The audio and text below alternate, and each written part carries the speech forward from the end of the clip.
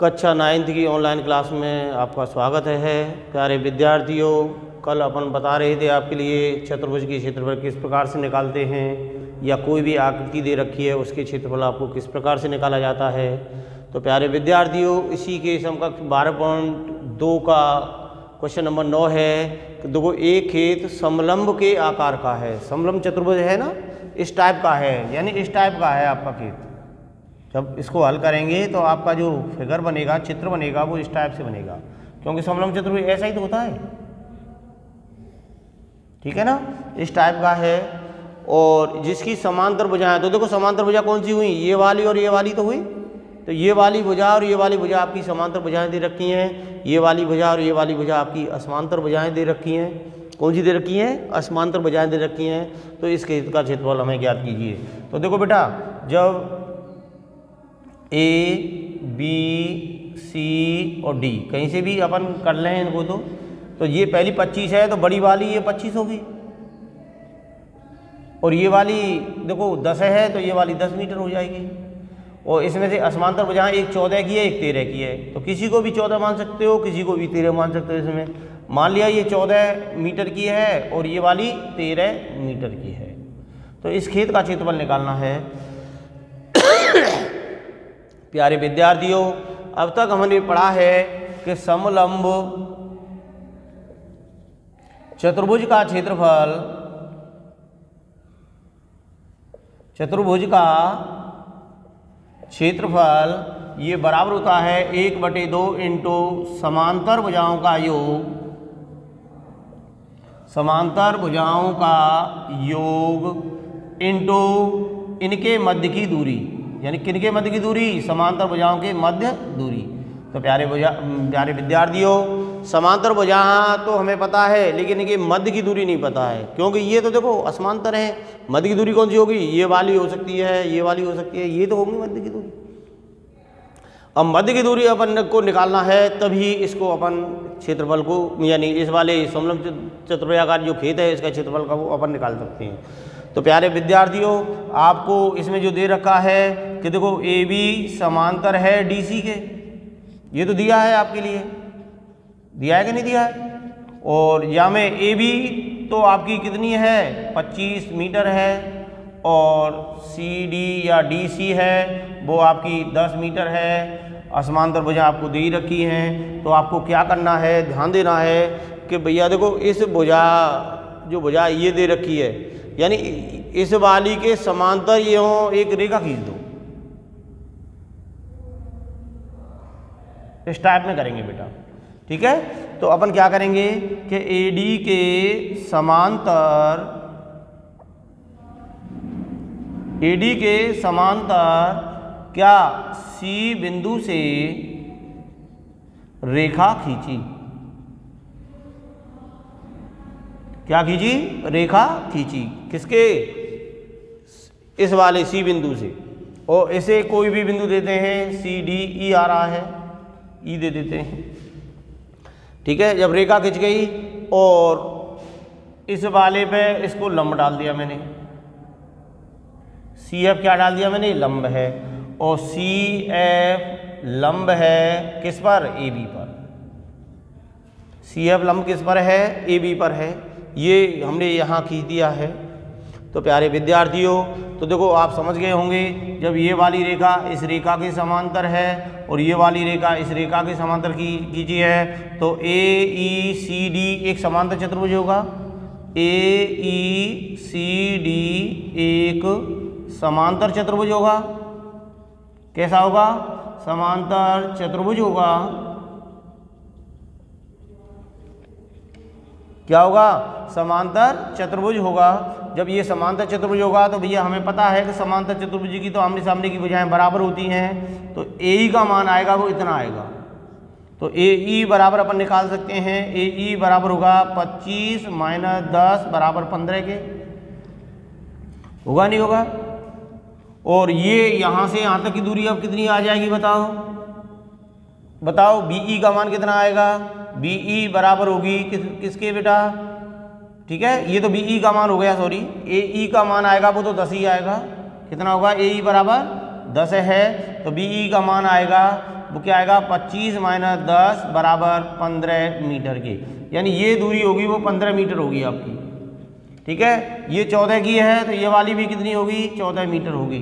तो प्यारे विद्यार्थियों सबसे पहले इस वाले त्रिभुज में अपन लेंगे कि त्रिभुज बी ई सी में कौन से में ले रहे हैं, बी सी ई में ले रहे हैं। तो इसकी देखो तीनों भुजाएं आ गई हमारी। तो इसमें ए बराबर हमने मान लिया 15, बी बराबर मान लिया हमने 13 और सी बराबर मान लिया हमने 14। कितना मान लिया 14। तो अपन एस का मान निकाल सकते हैं। एस बराबर आएगा ए प्लस बी प्लस सी बटा 2 के। तो प्यारे विद्यार्थियों जब इसका मान निकालेंगे तो देखो इनको जोड़ेंगे 15 प्लस 13 प्लस 14 बटे 2 जोड़ा तो देखो 4 और 3 7 और 5 12 की 2 हासिल 1 और 3 और 1 4 42 बटे 2 और 2 का इसमें भाग देंगे क्या बार जाएगा 21। तो एस का मान निकल के आएगा वो 21 आएगा आपका। कितना आएगा 21 आएगा। अब इस वाले से अपन इस त्रिभुज का क्षेत्रफल भी निकाल सकते हैं कि भैया त्रिभुज का जो क्षेत्रफल आएगा कि त्रिभुज बी ई सी का क्षेत्रफल और ये बराबर होगा under root S minus A S minus B और एस माइनस सी के। आपको एस पता ही है, एस कितनी है हमारी 21 माइनस 15 21 माइनस 13 और 21 माइनस 14। ठीक है ना, 21 तो ये आ ही रहा है इंटू तो 21 में से 14 वो 15 घटाएंगे तो 6 बचेगा, 21 में से 13 घटाएंगे तो कितना बचेगा 8 बचेगा। ठीक है, और यहाँ 7 बचेगा। अब इनके अपन को अभाज्य गुणनखंड करने हैं। देखो 21 के करेंगे तो 3 गुणा 7 इंटू इसके करेंगे तो 2 गुणा 3, इसके करेंगे तो 2 गुणा 2 गुणा 2 और ये 7 के 7 ही होंगे। अब पेयर बनाते हैं बेटा, देखो 1 2 का पेयर ये रहा और एक ये वाला और ये वाला मिलके बन गया तो 2 इंटू 2 हो गए। देखो 3 का भी पेयर बन रहा है यहाँ पे तो इंटू 3 हो गया और देखो यहाँ 7 का भी पेयर बन रहा है तो इंटू 7 हो गया। तो 4 तिया 7 तिया 21 दूनी 42 42 दुआ 84। ठीक है, 84 मीटर स्क्वायर ये इसका क्षेत्रफल आ गया। किसका, त्रिभुज बी ई सी का क्षेत्रफल। तो प्यारे विद्यार्थियों त्रिभुज बी सी ई का क्षेत्रफल अपन निकालें तो क्षेत्रफल के लिए भी सूत्र है कि 1/2 इंटू आधार गुणा ऊंचाई के, आधार गुणा ऊंचाई के, ठीक है, शीर्ष लंब की लंबाई के। तो बराबर 1/2 इंटू, अब इसका आधार कितना है, आधार है 15, आधार कितना है 15 इंटू ऊंचाई क्या है हमारी CF, ऊंचाई क्या है CF। तो देखो बेटा अब इन दोनों की तुलना करें, ये भी BCE का क्षेत्रफल है, ये भी BCE का क्षेत्रफल है। ठीक है, BEC का क्षेत्रफल है, यहाँ BEC कर देता हूँ मैं। तो ये दोनों क्षेत्रफल होंगे वो बराबर होंगे। तो भैया 1/2 इंटू 15 इंटू CF बराबर आ जाएगा 84 के। तो अपन CF का मान निकाल सकते हैं।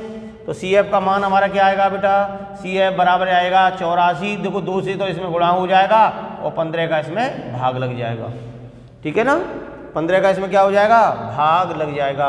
अब इसका भैया कट रहा है तो काट दो, नहीं कट रहा है तो रहने दो।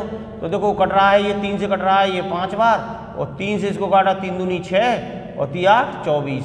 इसका गुणा किया 56/5। इतना ही जोड़ दें या पॉइंटों में भी आप निकाल सकते हो। तो CF का मान हमारा जो निकल के आया वो 56/5 मीटर आया। तो प्यारे विद्यार्थियों अपन समलंब चतुर्भुजाकार खेत का क्षेत्रफल अपन निकाल सकते हैं।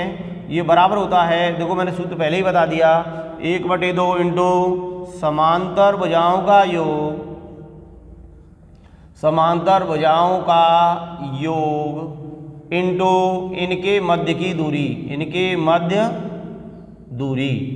अब देखो यहाँ जो सूत्र लगाया मैंने 1/2 इंटू, अब समांतर भुजा कौन कौन सी है, एक तो हमारी ए बी है और एक हमारी डी सी है, तो A B plus D C into इनके मध्य की दूरी, इन दोनों में दूरी हमेशा लंबवत नापी जाती है, तो इनके दोनों के बीच की दूरी क्या होगी हमारी सी एफ होगी। तो यहाँ अपन लिखेंगे सी एफ ए। तो देखो 1/2 इंटू ए बी कितनी है भाई हमारी, ए बी 25 है, तो यहाँ 25 प्लस डी सी 10 है, 10 इंटू सी एफ का मान हमने यहाँ से निकाल ही लिया है 56/5 के। तो प्यारे विद्यार्थियों अब देखो ये दोनों आपस में जुड़ रहा है, तो इसको जोड़ देते हैं, ये कितना हो जाएगा 35 इंटू 56/5 के। अब देखो 5 से मैंने 35 काट दिया 7 बार, और 2 से ये वाला कट गया, देखो 2 दूना 4 और 2 28 बोले 28 बार, तो 7 इंटू 28 हो गया। और इन दोनों का गुणा करेंगे, देखो 7 56 की 6 हासिल 5 और 7 दूनी 14 और 14 5 19 मीटर स्क्वायर। तो प्यारे विद्यार्थियों जब भी हमारे लिए समलंब के आकार की कोई भी आकृति दे रखी हो, तो भाई अपन डायरेक्ट सूत्र तो लगा नहीं सकते, तो उसमें केवल और केवल हमें क्या करना पड़ेगा, एक भुजा की समांतर रेखा खींचेंगे, जो समांतर भुजा है उसकी समांतर रेखा खींचेंगे। अगर इसके समांतर खींचते तो अपन को यूँ खींचना पड़ता, तो त्रिभुज हमारा इधर बनता, ठीक है ना, इसमें कोई संशय नहीं है। तो आप इसको कर करके पहले इन दोनों के बीच की दूरी निकालेंगे और आसानी से अपन समलंब चतुर्भुजाकार खेत का क्षेत्रफल निकाल सकते हैं, ठीक है ना। अगले वीडियो में देखो अपन कराएंगे आपके लिए, ठीक है ना, अगले वीडियो में आपके लिए जो कराया जाएगा वो कराया जाएगा यानी पृष्ठीय क्षेत्रफल एवं आयतन, ठीक है। पृष्ठीय क्षेत्रफल और आयतन से जो संबंधित हमारे क्वेश्चन होंगे, तो उसमें घन, घनाभ, बेलन, शंकु, गोला आदि से आधारित प्रश्न होंगे।